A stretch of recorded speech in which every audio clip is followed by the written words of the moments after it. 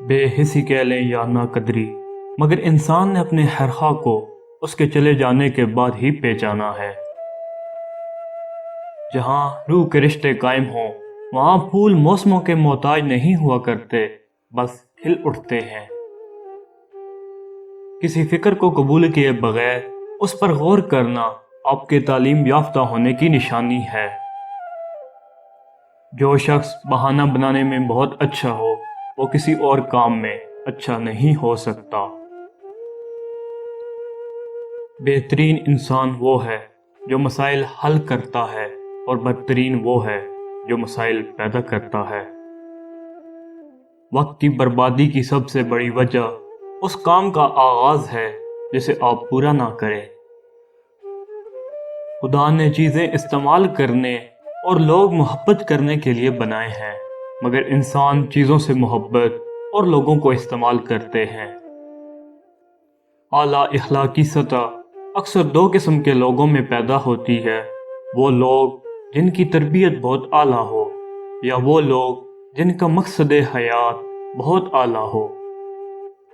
مطالعہ کیجئے، یہ انسان کا وہ شرف ہے جو کسی جانور کو حاصل نہیں۔ معلومات نہیں، حکمت ڈھونڈیے۔ معلومات ماضی کا علم ہے اور حکمت مستقبل کا۔ زندگی کی محفل میں جب صبر آتا ہے تو بے شمار گناہ اٹھ کر چلے جاتے ہیں۔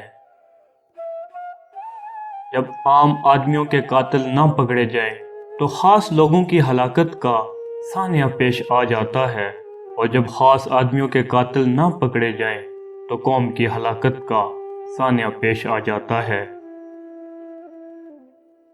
آنے والا کل اس شخص کا ہوتا ہے جو اس کے لیے تیاری آج کے دن سے شروع کر دے۔ انسانوں کے آدھے مسائل عقل حل کرتی ہے، باقی آدھے مسائل کا حل مضبوط شخصیت ہے جو مسائل کے ساتھ جینا سکھا دیتی ہے۔